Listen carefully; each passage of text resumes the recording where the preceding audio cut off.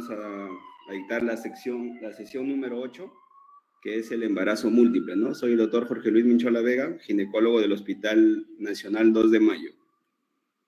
En esta oportunidad, sobre el embarazo múltiple, vamos a tratar sobre la definición, la epidemiología, mecanismos de la gestación de la gestación múltiple, también sobre la clasificación y el diagnóstico, así como el control prenatal y finalmente cuáles son las complicaciones maternas y fetales. Bueno, en primer lugar, el embarazo múltiple corresponde al desarrollo simultáneo en el útero de 2 o más fetos. Es importante tener en cuenta esta definición y no confundirla tal vez con una definición como es el embarazo heterotópico, que viene a ser una gestación intrauterina y simultáneamente también ocurre una gestación ectópica, ¿no? Que eso es diferente de lo que estamos hablando. Entonces, cuando hablemos que existen 2 fetos en la cavidad uterina, vamos a hablar sobre el embarazo gemelar. Cuando existen 3 fetos en esta cavidad uterina, estamos hablando sobre un embarazo triple. Y más de 3 fetos, ya estamos hablando sobre un embarazo múltiple de alto orden. Así como, por ejemplo, vemos en la imagen superior izquierda, una imagen ecográfica, en donde podemos observar 3 fetos dentro de la cavidad uterina, ¿no? El feto número 1, el 2 y 3, y en esta oportunidad podemos observar que cada feto, no sé si se ve el puntero, el feto 1, feto 2 y feto 3, y vemos que cada feto va a tener su propia placenta, ¿no? Además, también como su propio saco gestacional. Este número de placentas y número de sacos gestacionales nos va a permitir dar una buena clasificación y diagnóstico de estos embarazos múltiples, ¿no? El cual lo vamos a desarrollar más adelante, ¿no? Y finalmente vemos cómo este embarazo intrauterino de estos 3 fetos daron por origen un embarazo triple, ¿no?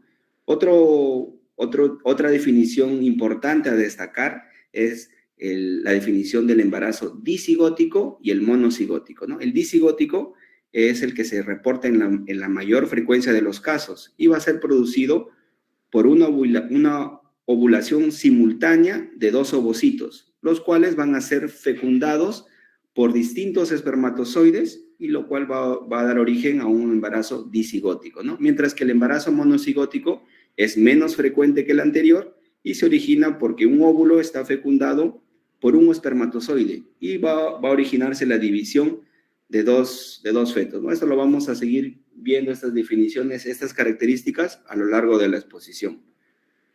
Cabe destacar también que existen fenómenos extremadamente raros en los humanos, ¿no? Una de ellas es la superfetación, en la cual acá en esta imagen podemos observar que cuando ya existe un embarazo intrauterino, puede suceder de forma simultánea la concepción de un segundo feto durante el mismo embarazo, ¿no? Entonces, este feto que se concepciona puede implantarse dentro de la cavidad uterina y que vamos a obtener 2 fetos implantados, ¿no? Pero la característica en esto va a ser que estos 2 fetos van a tener diferentes edades gestacionales, ¿no? Usualmente puede estar entre 2 a 4 semanas la diferencia de esa edad gestacional y además también va a tener un desarrollo diferente, ¿no?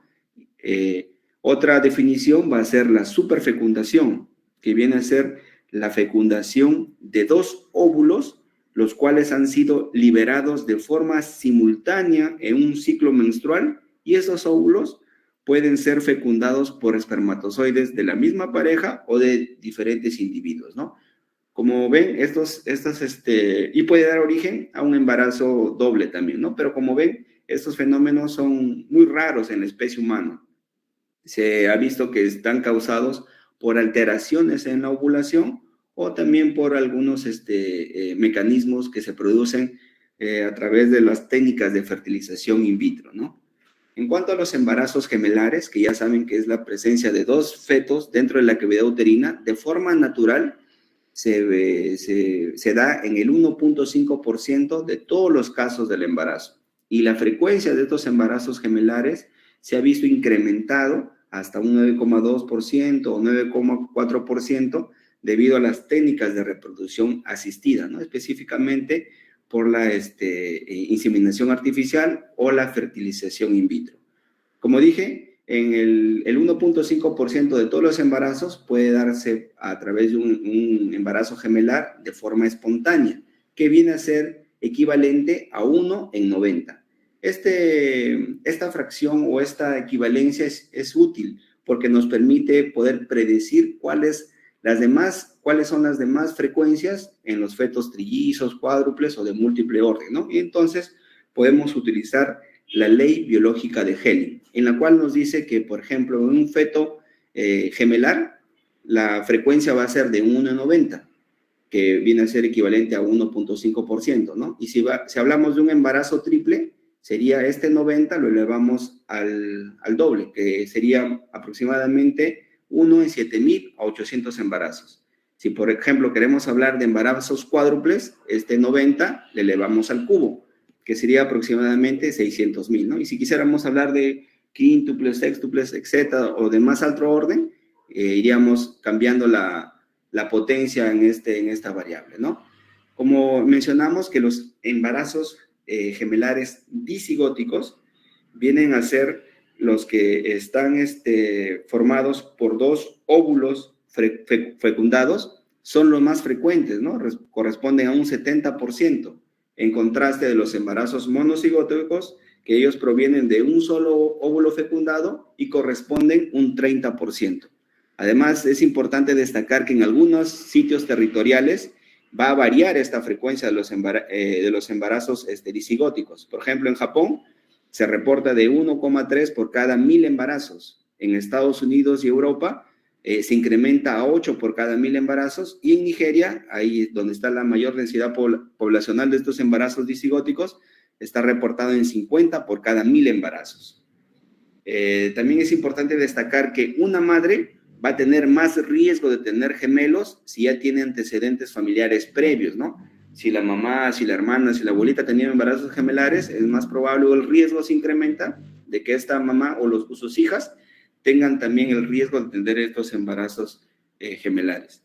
Asimismo, se ha observado que las complicaciones maternas en estas pacientes con embarazos gemelares tienen de 3 a 7 veces más frecuente en contraste de una paciente con un embarazo único, ¿no? Y la mortalidad perinatal se incrementa en el 5% para los embarazos gemelares monocoriales y un 2% para los embarazos bicoriales, ¿no? En términos generales, siempre tenemos que catalogar a una gestación gemelar como un embarazo de alto riesgo, ya que tiene muchas complicaciones, no solamente maternas, sino también fetales, ¿no? Y va a ser muy importante identificar qué tipo de embarazo gemelar estamos tratando o diagnosticando.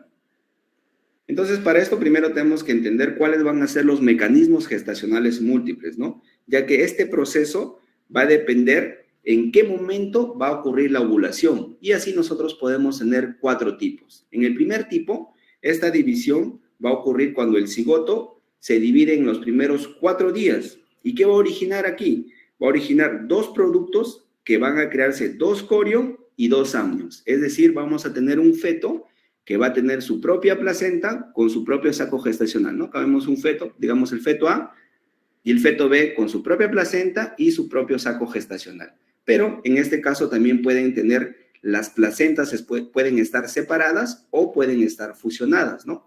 En todo esto se le conoce como un feto bicoriónico biamniótico. ¿Qué quiere decir? Que van a tener cada feto su propia placenta, por eso es bi, de dos placentas corio, y cada uno va a tener su saco, va a tener 2 sacos gestacionales, por eso es dicoriónico. Pero cuando la división ocurre entre los días 4 y 8, va a originar la formación de un blastocisto, en la cual va a tener 2 embrioblastos separados, y cada embrioblasto va a formar su propio amnios dentro de un corión compartido, ¿no? Quiere decir que van a haber 2 embriones con una placenta que va a compartir, pero cada uno va a tener su propio saco gestacional. ¿Cómo se le llama a este tipo? Se le va a llamar un embarazo monocoriónico biamniótico. Monocoriónico porque solamente tiene una sola placenta, y biamniótico o diamniótico porque cada feto tiene su propio saco gestacional. ¿Qué pasa si la división ocurre entre los días 8 y 12? Aquí el amnios y la cavidad amniótica va a hacer que se forme un disco germinal con una división embrionaria, la cual va a conducir a 2 embriones, pero con un amnios y con una sola corium.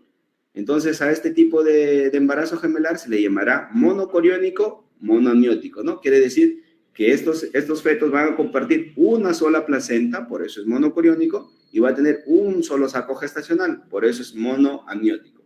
¿Y qué sucede cuando la división ocurre por encima de los 13 días, ¿no? Aquí lo que se va a producir va a ser una fusión de una porción de un embrión con el otro, como vemos acá en esta imagen. También vamos a tener presente que se va a formar o van a compartir la misma placenta, por eso va a ser monocoriónica, y van a tener una sola saco gestacional, por eso va a ser monoamniótica. Pero la característica es que estos fetos van a compartir una parte del cuerpo, ¿no? Por lo cual vamos a presentar gemelos unidos, o lo que se conoce como los gemelos siameses. Entonces, dicho esto, vamos a poder nosotros clasificar de forma adecuada el embarazo múltiple. Como vemos acá en esta tabla, podemos hacerlo a través de 4 tipos, ¿no? Como el primero, como es la cigosidad, en donde podemos encontrar el número de cigotos presentes. Puede ser monocigótico, disigótico, etcétera, ¿no? A través de la corionicidad, que nos da por el número de placentas. Monocorial si es 1, bicorial 2, tricorial 3, etcétera, ¿no? La amnionicidad, que es el número de sacos amnióticos, monoamniótico, biamniótico, o a través del tipo de concepción, si fue espontánea o mediante una técnica de reproducción asistida, ¿no? Pero dentro de estas 4 clasificaciones, lo más importante para poder nosotros determinar y poder evaluar en el tiempo al feto va a ser la corionicidad, ¿no? Va a ser muy importante porque nos va a permitir establecer tanto el pronóstico como el manejo de un embarazo gemelar. Esto lo vamos a ver aquí en esta imagen. Entonces, para resumir todo lo que estábamos comentando, ¿no? Dijimos que el embarazo más frecuente de los embarazos gemelales va a ser el disigótico, que es aquel que va a provenir de 2 óvulos fecundados, ¿no? Entonces, como va a venir de 2 óvulos fecundados, voy a tener 2 fetos, cada uno con su propia placenta y con su saco gestacional, ¿no? Entonces, este tipo de embarazos disigóticos me van a dar embarazos bicoriónicos, biamnióticos. El 30% de estos embarazos van a ser monocigóticos. ¿Qué quiere decir? Que van a ser los que provienen de un solo óvulo fecundado. El 30% de estos va a ser bicoriónico monoamniótico, el 70% va a ser monocoriónico biamniótico, como vemos acá en esta imagen, una sola placenta y un saco gestacional para cada feto, ¿no? Y menos del 1%, ya estamos hablando de un embarazo monocoriónico monoamniótico, ¿no? Una sola placenta y un solo saco gestacional para cada uno de estos 2 fetos. Entonces va a ser muy importante tener en cuenta cuando valoremos a un feto, no solamente cuántos fetos hay, ¿no? 2, 3, sino también establecer el número de las placentas, que viene a ser la corionicidad, y el número de sacos amnióticos, que viene a ser la amnionicidad, ¿no? Entonces, esto va a tener muy, muy importante y lo vamos a ahondar más acá en cuanto al diagnóstico, cómo lo vamos a poder detectar. Entonces, dijimos, ¿no? Cuando la división ocurre dentro de los primeros 4 días, vamos a tener un embarazo dicoriónico diamniótico, como lo vemos acá en esta imagen ecográfica, 2 sacos gestacionales con su placentita en cada embrioncito, y finalmente nos va a dar, cada feto va a tener su propia placenta. Si la división ocurre entre los días 4 y 8, vamos a tener un embarazo monocoriónico diamniótico. Quiere decir que van a haber 2 fetos que van a compartir una sola placenta y cada uno va a tener 2 sacos gestacionales, como lo vemos acá en la imagen placentaria, ¿no? Vemos acá una placenta con su cordón umbilical, una sola placenta, cada con su cordón umbilical, y cada feto va a estar envuelto en su propio saco gestacional, ¿no? Acá vemos un saco gestacional y acá vemos otro saco gestacional. Pero si la división ocurre entre los días 8 y 13, vamos a tener los embarazos monocoriónicos monoamnióticos. Quiere decir que 2 embriones van a compartir una sola placenta dentro de un solo saco gestacional, ¿no? Si estos están unidos, ya sabemos que son los embarazos siameses, y la división ha ocurrido después de los 13 días. ¿Y cómo vamos a tener estos estos embarazos, cuando den el nacimiento a la placenta, vamos a tener solamente una sola placenta, como vemos acá, y acá vemos obviamente cada cordón umbilical para el feto con un solo saco gestacional. A veces esto es muy fácil poder diferenciarlo cuando ya estamos en la placenta, ¿no? Pero va a haber casos en estos, por ejemplo, si tenemos acá el feto A y el feto B están separados, fácilmente puedo identificar que cada fetito tiene su placenta, su propia placenta. Pero ¿qué pasaría en aquellos casos donde los fetos están contiguos, ¿no? Y veo una placenta fusionada, una sola placenta en estos casos. ¿Cómo puedo yo diferenciar entre un embarazo bicoriónico con placentas fusionadas versus un embarazo monocoriónico, ¿no? En la cual tiene una sola placenta? Entonces, lo que tenemos que tener en cuenta para poder diferenciar, ya que ambos embarazos van a tener diferentes tipos de complicaciones. En el embarazo monocorial es el que va a tener mayor complicaciones, como lo vamos a ver más adelante. El punto clave para poder diferenciarlo va a ser en el grosor de los corion que presentan, ¿no? Como en el embarazo bicoriónico tenemos dos placentas, en este caso estarían fusionadas, siempre vamos a ver que esta parte del corion va a estar más engrosada, en contraste, por ejemplo, con esto, ¿no? En la que tenemos solamente una placenta y el corion va a estar adelgazado. Eso lo vamos a ver mucho mejor acá en este esquema. Y esto de acá nos va a permitir entonces diagnosticar el embarazo gemelar. Como les digo, no solamente basta decir que hay dos embarazos, sino qué tipo de embarazo gemelar. Y el momento óptimo para poder determinar qué tipo de embarazo gemelar es en la ecografía que se realiza entre las 11 y 14 semanas. En esta ecografía vamos a poder distinguir dos signos importantes, ¿no? El primero es el signo lambda, que es el signo del alfabeto griego, y lo podemos ver aquí, ¿no? Como vemos acá, esta es dos placentas o una placenta fusionada con cada amnios, y vemos cómo este corion es más grueso, ¿no? Vemos acá una especie de un triángulo, como la imagen lambda. Vemos acá en la ecografía un feto, el feto A, digamos acá, el feto B, una placenta acá. Yo no puedo distinguir acá, ¿no? Si hay dos placentas o la placenta está fusionada. Entonces veo en la parte intermedia y veo cómo esta parte es gruesa, ¿no? Miren esta parte gruesa como un triángulo, que es su símil al signo lambda. Entonces, al ver yo este signo lambda en este embarazo doble, yo digo que este embarazo es un embarazo bicoriónico biamniótico, ¿no? En contraste, yo veo el otro embarazo, veo acá dos fetos, el feto A y el feto B, ¿no? Yo no puedo distinguir acá si hay dos placentas, una placenta o si están fusionadas. Es difícil de verlo. Entonces me voy al extremo medio y miren cómo veo esta línea delgada, como el signo de la T. Cuando veo esto, ¿frente a qué estoy? A un embarazo monocorial biamniótico. Quiere decir que solamente tengo una placenta, ¿no? Miren la diferencia de esta línea adelgazada versus esta línea incrementada, ¿no? El signo lambda me dice que es bicoriónico y el signo T me dice que es monocoriónico. Y si yo veo acá, por ejemplo, dos fetos, ¿no? Que se mueven y no tienen ningún saco gestacional y solamente tienen una placenta, obviamente voy a estar en un embarazo monocoriónico, monoamniótico, ¿no? Esta es la forma de que nosotros, o la oportunidad que tiene la paciente de poder hacer un diagnóstico temprano y oportuno de estos embarazos gemelares, ¿no? Y poder nosotros darle el apellido, si así quisiéramos llamarle, ¿no? Entonces sería un embarazo gemelar bicoriónico, biamniótico en este caso. Cuando veo el signo lambda, en este caso sería un embarazo gemelar monocoriónico, biamniótico, si veo el signo T.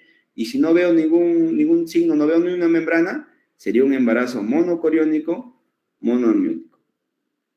Entonces, una vez que yo ya tengo definido el diagnóstico de este embarazo gemelar, yo voy a poder hacer un seguimiento, un control prenatal más estricto, porque habíamos dicho inicialmente que los embarazos monocoriónicos tienen más complicaciones que los embarazos bicoriales, ¿no? Es así, por ejemplo, que entre las 11 y 14 semanas yo tengo que ver a estas pacientes y poder detectarle y darle muy claro cuál es el tipo de embarazo gemelar que estoy haciendo. Ya que como las pacientes monocoriales tienen mayor complicaciones, yo lo voy a hacer un seguimiento, un control más estricto y generalmente se hace cada 2 semanas, ¿no? Por ejemplo, acá tenemos un embarazo único. Yo le voy a hacer sus controles cada 4 semanas, ¿no? Sus controles habituales, sus exámenes prenatales, la altura la medida de la altura uterina, los latidos cardíacos, el Heliópol, etcétera, ¿no? Voy viendo, pidiendo los exámenes de acuerdo a sus factores de riesgo.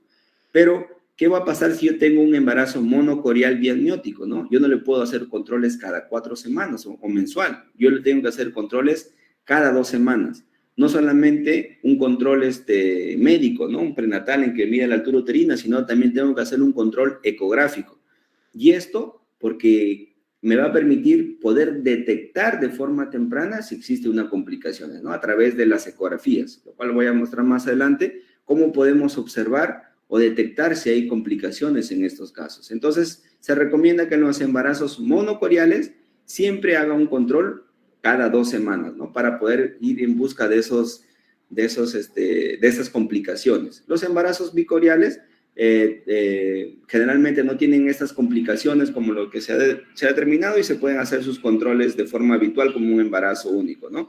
Los embarazos triples y los monocoriales monoamióticos también tengo que hacerle un seguimiento mucho más estricto. ¿Y cuándo voy a culminar el embarazo, no? Generalmente en los embarazos monocoriales biamnióticos yo voy a culminar el embarazo a las 36 semanas de edad gestacional.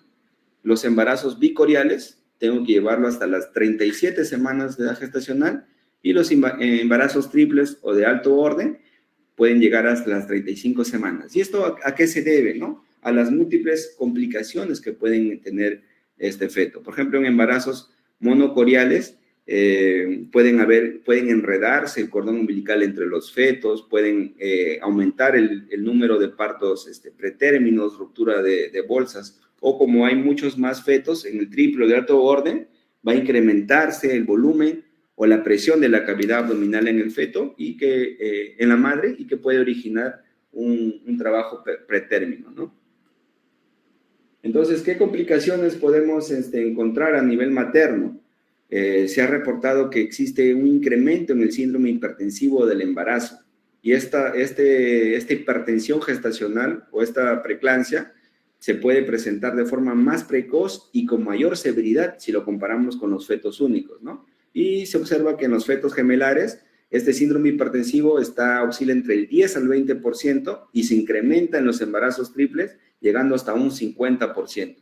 También puede existir edema de agudo pulmonar debido a los cambios fisiológicos que existen en la madre por el aumento del volumen plasmático, también anemia, diabetes mellitus y problemas relacionados con el aumento del volumen, ¿no? Que pueden originar una placenta, un DPP o un parto prematuro o una hiperemesis gravídica.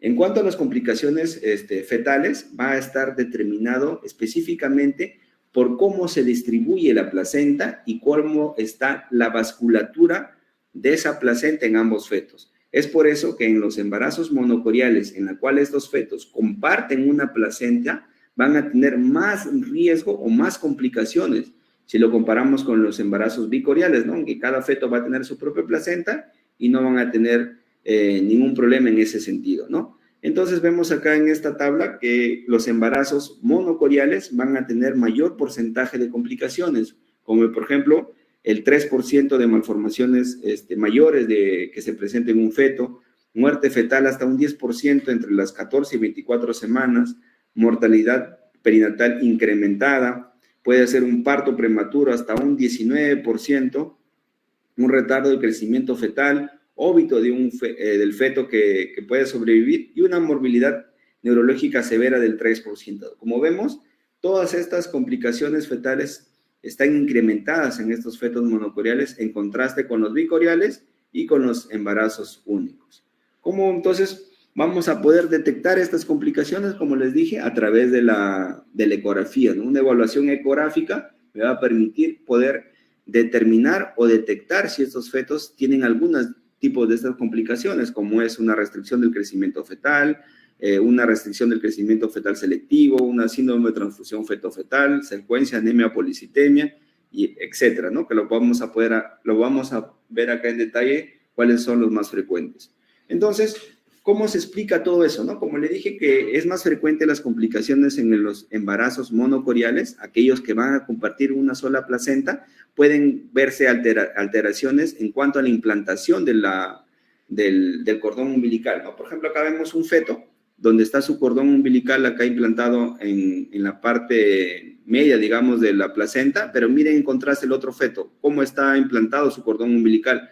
Está en la parte excéntrica de la placenta, ¿no? La cual puede originar una brasa previa, un desprendimiento si se produce, ¿no? Y este puede ser perjudicial para uno de los fetos. Incluso miren estos cordones umbilicales, cómo se han dado tantas vueltas y pueden originar algún tipo de colapso o cese del flujo de este embarazo, ¿no? Por eso tiene muchas complicaciones. Y además, también las anastomosis vasculares que se presentan, ¿no? Como vemos acá, acá lo podemos llamar el feto A y el feto B, de acuerdo a su cordón umbilical. Miren cómo tienen sus arterias y sus venas. Pueden llegar en algún momento en que pueden compartir estos vasos, ya sea arteria venosa, venosa arteria, arteria arterial, etcétera, y estas uniones o anastomosis vasculares son las que van a producir las complicaciones en el feto y pueden explicar los demás fenómenos que lo vamos a explicar a eso.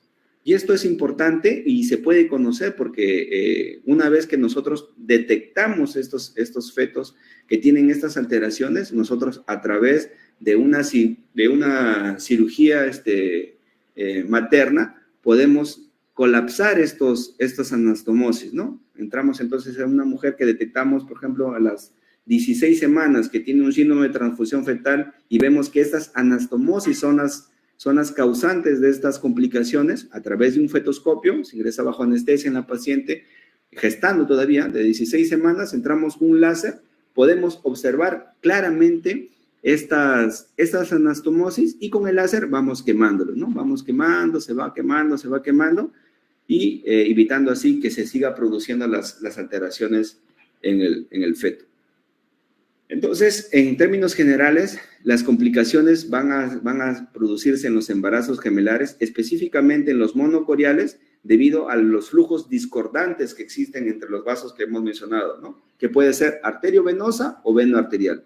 También a la discordancia de los territorios placentarios. Como va a ser solamente una sola placenta la que va a estar dando alimentación, el flujo sanguíneo a dos fetos, tal vez hay un feto en que le tocó un territorio, una porción más pequeña que el otro, ¿no? Como vemos acá en esta imagen, ¿no? Vemos acá una placentita más chiquitita, su territorio placentario, el bebito es más chiquito, tiene menos líquido amniótico en contraste del otro feto, ¿no? En la que tiene una placenta, un territorio placentario mucho mayor que el otro, ¿no? Y también si es que existe alguna malformación discordante, o sea, un feto anatómicamente sano y otro feto con una alteración anatómica importante también que va a originar las alteraciones. Todas estas alteraciones en el feto van a producir un alto riesgo de un accidente hemodinámico, lo cual va a originar en una muerte fetal intrauterina, ¿no? Que puede ser de uno o de ambos fetos.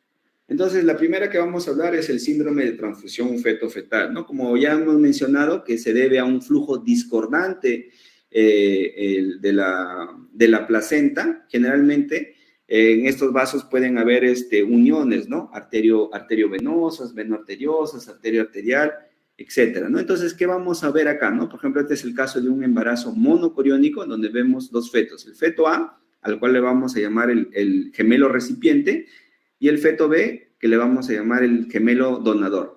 Como ven, obviamente el gemelo donador es más chiquito, ¿no? En contraste con el gemelo recipiente, es más pequeño. Miren, su líquido amniótico también está reducido en contraste con el otro, ¿no? Entonces, como hay este tipo de cambios en el flujo, vamos a tener un feto más grande que el otro, con mayor líquido amniótico que el otro. Esto generalmente es mortal para el feto más pequeñito y puede afectar entre el 10 al 15% del embarazo monocorial. Si nosotros lo detectamos esto a tiempo, en las evaluaciones ecográficas, estamos detectándolo, nosotros, como ya les había mencionado previamente, con el láser entramos y podemos hacer una cirugía, ¿no? Esto actualmente está disponible acá en Perú, sí se realizan este tipo de operaciones a nivel, en la etapa fetal todavía, y entonces con el láser se quema y se trata de eliminar estas conexiones que pueden originar este síndrome de transfusión feto-fetal, ¿no? La siguiente es la otra complicación, que es la secuencia anemia policitemia, en donde vemos acá el feto A, por ejemplo, que es el gemelo recipiente, y el feto B, el gemelo donador. Como vemos, el gemelo donador está más blanquito, ¿no? ¿Qué quiere decir? Que este feto está que le brinda mayor sangre a su gemelo recipiente. Por ende, entonces, este fetito va a estar anémico, en contraste con el otro fetito que va a estar pletórico en algunos casos, ¿no? Esto ocurre entre el 3 al 5% de los embarazos monocoriónicos y, como ya sabemos, va a ser producido por los flujos o alteraciones en los vasos a nivel de la placenta. El tercero, vamos a ver la restricción del crecimiento selectivo, ¿no? Que es un feto pequeño que puede darse tanto en embarazos bicoriales como en embarazos monocoriales. ¿Qué vamos a observar acá en este caso? Vamos a ver que un feto se encuentra con un peso adecuado para la edad gestacional, ¿no? Si nosotros hacemos a través de la ecografía y la edad gestacional, podemos determinar un peso. Y este peso del feto se puede encontrar por encima del percentil 10 y por debajo del percentil 90. Cuando hablamos de un feto con restricción del crecimiento, aquellos fetos que están por debajo del percentil 10, ¿no? Como vemos acá en esta gráfica, este gemelo pequeñito en relación al otro, ¿no? Que es mucho más grande. Como ya les mencioné, puede darse tanto en embarazos monocoriales como en bicoriales. Y la secuencia de perfusión arterial invertida gemelar, ¿no? Que este es un caso ya muy infrecuente y es específica de los embarazos monocoriónicos, ¿no? Es tan infrecuente que se puede observar hasta en el 1% de los casos. ¿Qué ocurre acá? Igualmente hay una alteración o hay un flujo discordante por los vasos placentarios y vamos a ver que hay un feto, generalmente el que se le llama gemelo bomba, que es un feto estructuralmente o anatómicamente normal o sano, ¿no? Contra un gemelo acárdico, que es una masa de tejido normal. Generalmente en este tipo de fetos que no se desarrollan de forma adecuada, solamente desarrollan la parte inferior del cuerpo, por eso se le llaman acárdicos. Solamente tienen la parte del abdomen, la pelvis y los miembros inferiores, ¿no? Estos fetos van a estar vivos, entre comillas, porque el feto bomba es el que le va a brindar la sangre a estos tipos de embarazos, ¿no? Entonces, ese es otro tipo de complicación que se puede observar en estos embarazos gemelares. ¿Y cómo yo voy a abordar las principales complicaciones? Como les había mencionado, es a través de la ecografía, ¿no? Entonces, yo tengo que evaluar a estos fetos que específicamente a los monocoriales y hacer los controles más continuos, más exhaustivos cada 2 semanas. ¿Y qué puedo encontrar aquí, por ejemplo? ¿No? Acá vemos el feto receptor y el feto donante. Si nosotros medimos siempre en las evaluaciones ecográficas debemos medir el líquido amniótico.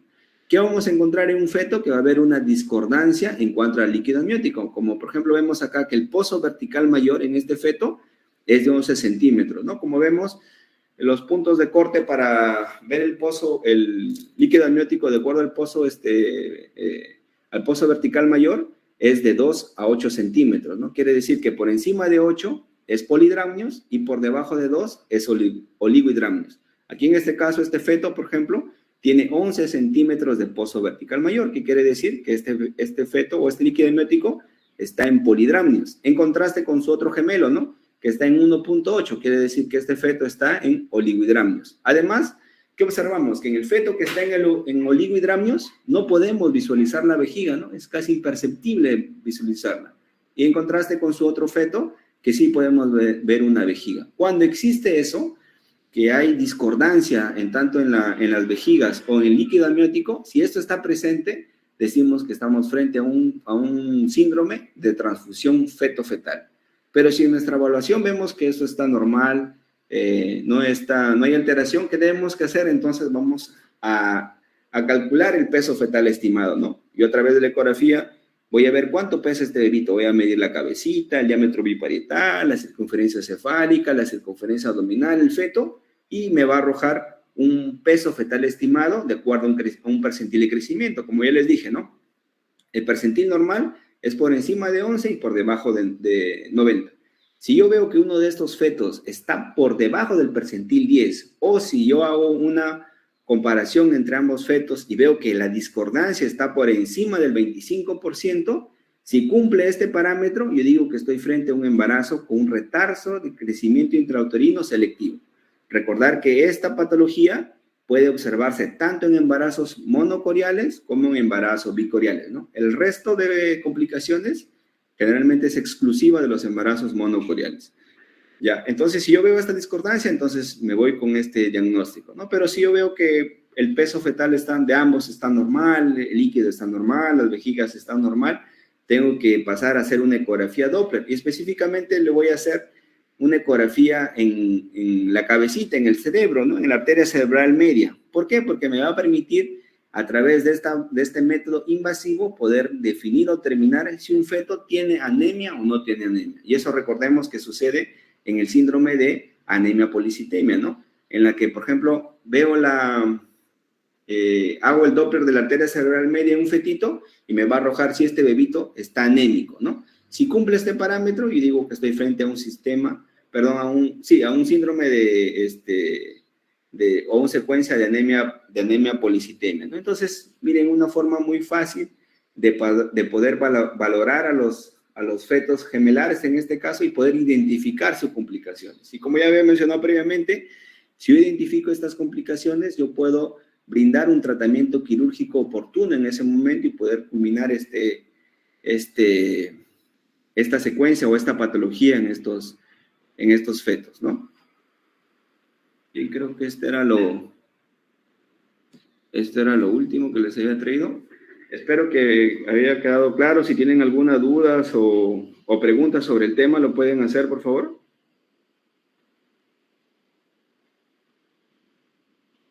Acá en este clip de video, por ejemplo, vemos un embarazo gemelar. Ya sabemos por qué es gemelar, porque solamente hay dos fetos en la cavidad amniótica en la que no podemos, en la que solamente vemos una sola placenta y no podemos evidenciar en este caso, por ejemplo, la línea interamniótica que les separa, ¿no? Quiere decir que hay dos fetos con un solo saco gestacional y una sola placenta, ¿no? Entonces estamos frente a un embarazo monocorial, monoamniótico, ¿no? Que no es uno de los menos frecuentes, es un caso que tuvimos en el Hospital 2 de Mayo y que terminó normal, sin complicaciones ambos fetitos, ¿no? Bien, si tienen algunas preguntas o dudas del caso, por favor, o algo que no les haya quedado claro, tal vez.